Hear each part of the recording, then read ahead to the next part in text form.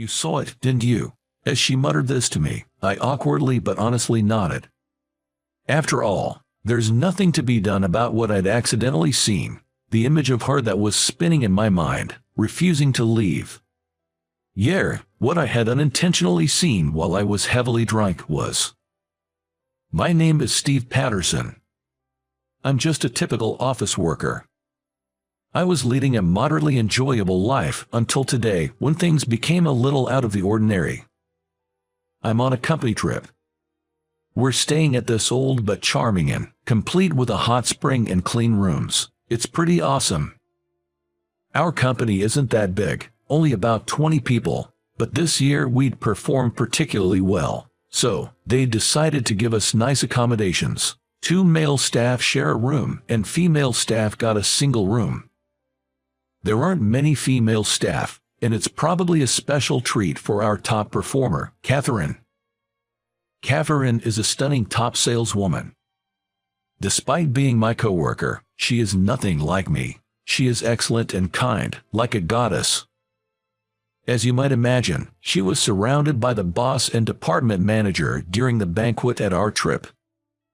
The boss and manager were clearly smitten with the hostess.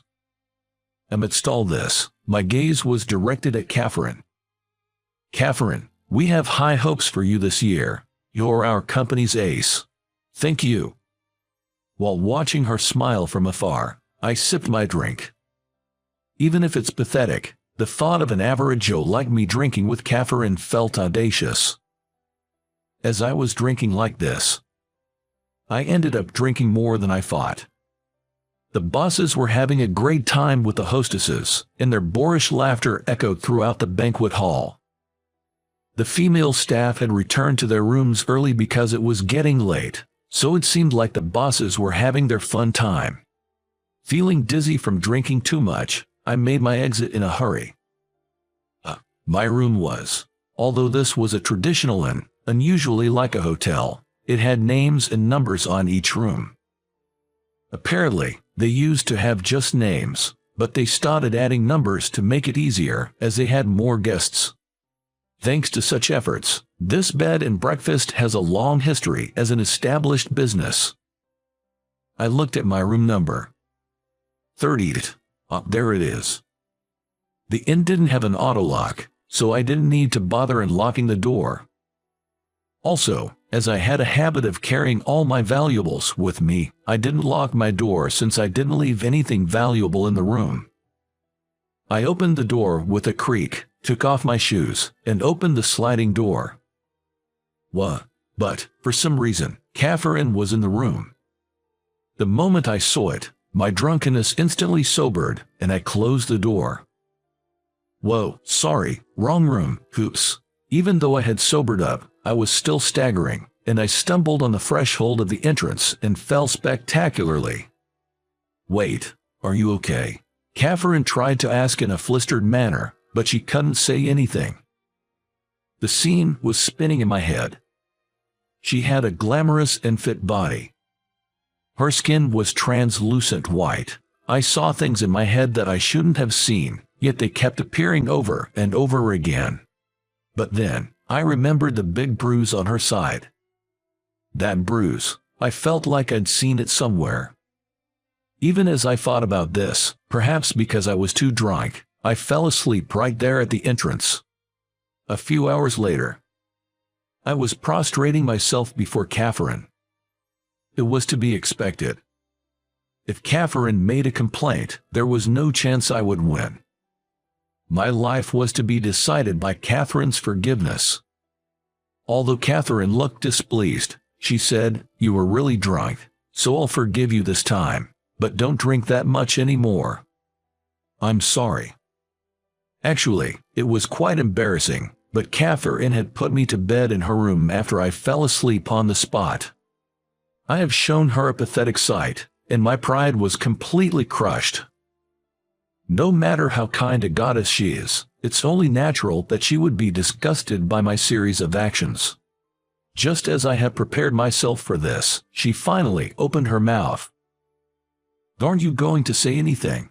Her usual confident smile was nowhere to be found. She seemed a bit down, lacking confidence.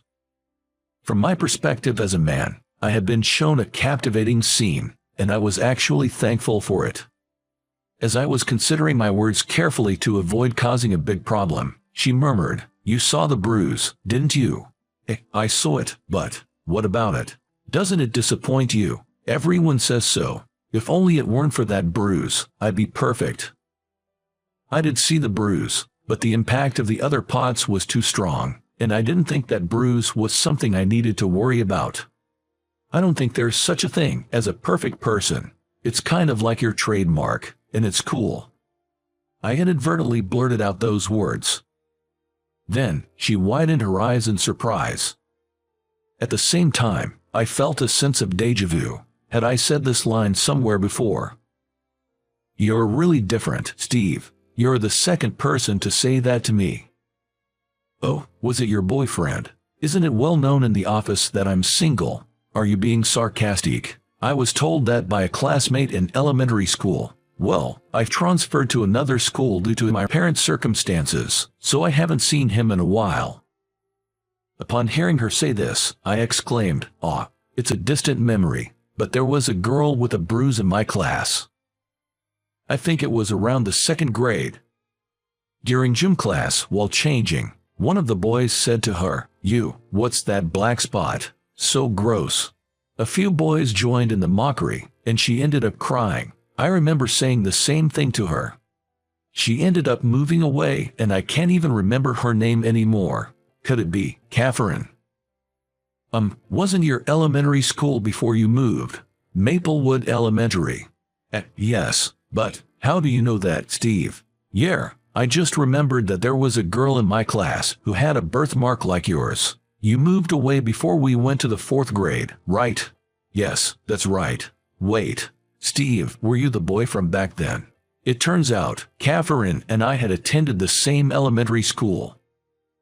Catherine's parents divorced at the time, and she moved with her mother, changing her last name to her current one. I never thought I'd reunite with her as a coworker at the same company. But you remembered me after seeing me undressed. That's kind of awkward. I'm sorry about that." "It's fine, but we should probably head back to our rooms. It's late." I was feeling better, so I apologized to Catherine once more before heading back to my room. A month later, Catherine and I had gone close enough to have tea together occasionally. That's because Catherine had become a little comfortable with me, as I didn't get disappointed seeing her birthmark. We'd have tea, and sometimes even a drink or two. When we did, it was almost always time for Catherine's ranting session. "Why does nobody value you?" "Because I'm just not that good." "What are you talking about? You quietly handle administrative tasks and help others without anyone noticing. You need to assert yourself more." Catherine's complaints were mostly about my job evaluation. "I'm simply doing what I think will make everyone's job easier, nothing more." Catherine insists that it's incredible, but I think it's an overstatement. When I say so, Catherine always pouts.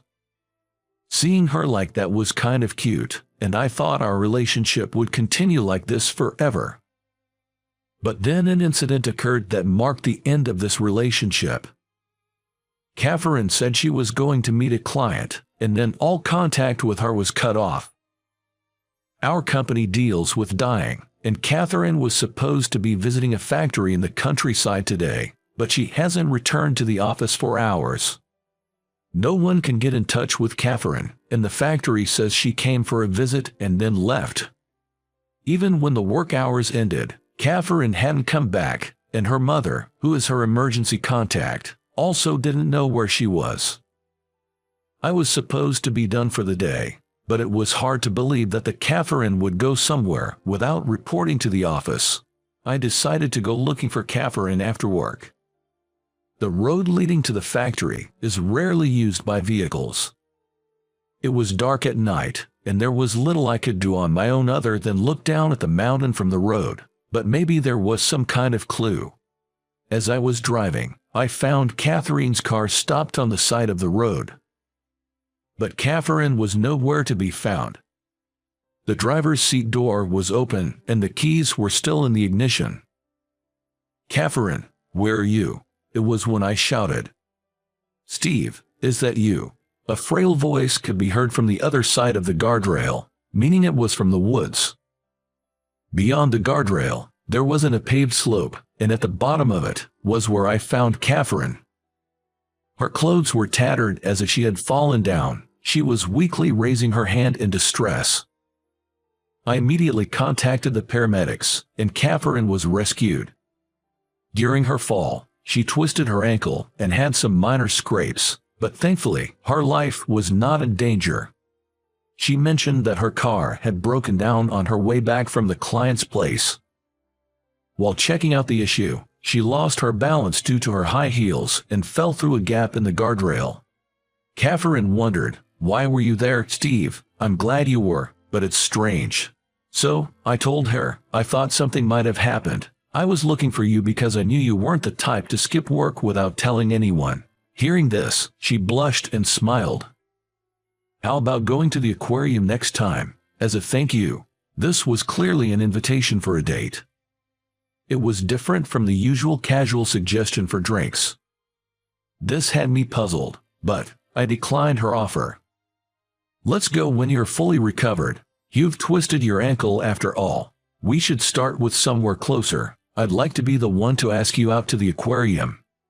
Upon hearing this, Catherine seemed pleased. There was a reason why I declined. I had planned to ask her out to the aquarium myself and confess my feelings to her. A man should make the first move. Well, that's just my pride talking.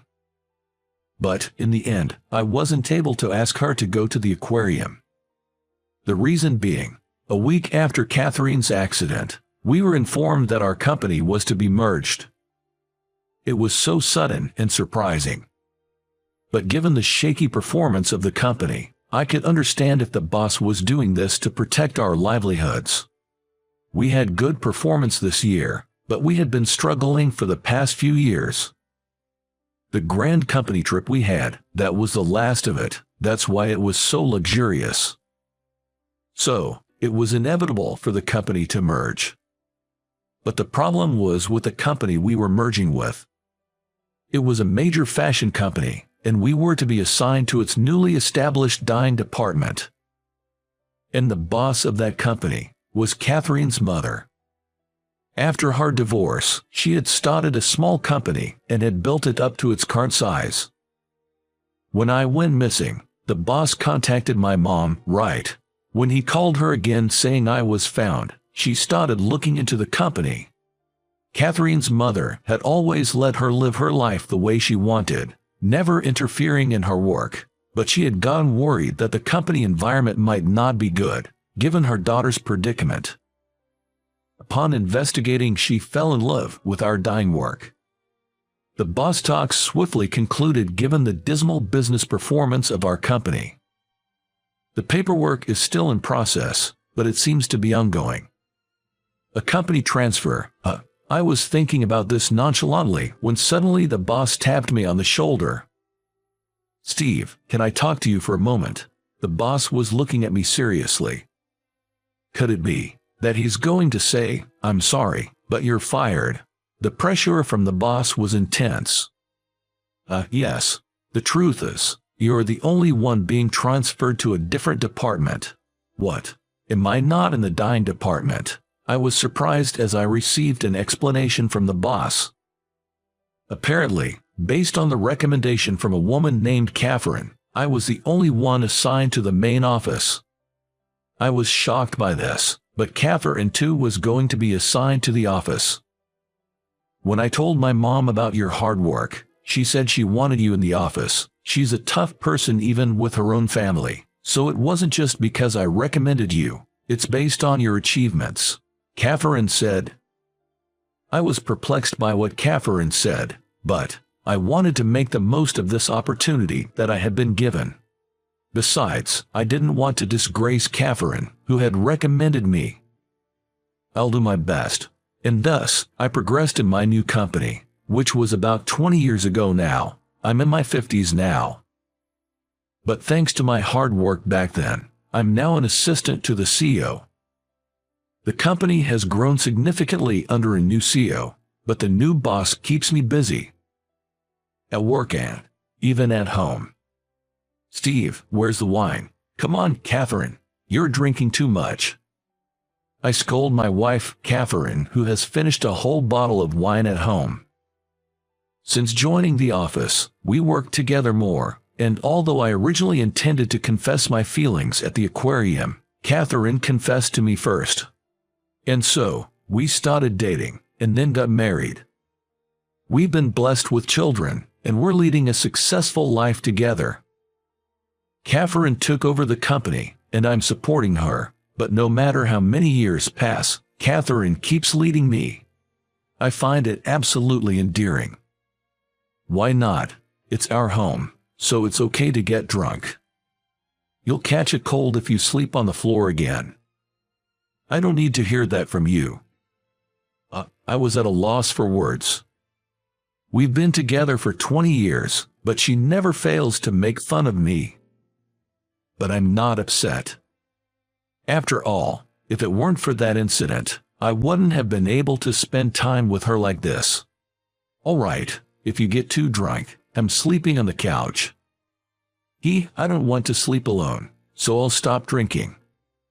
Catherine says, smiling. I want to stay together until our smiles become all wrinkled. Thinking so, we enjoy our evening drinks in moderation, as always.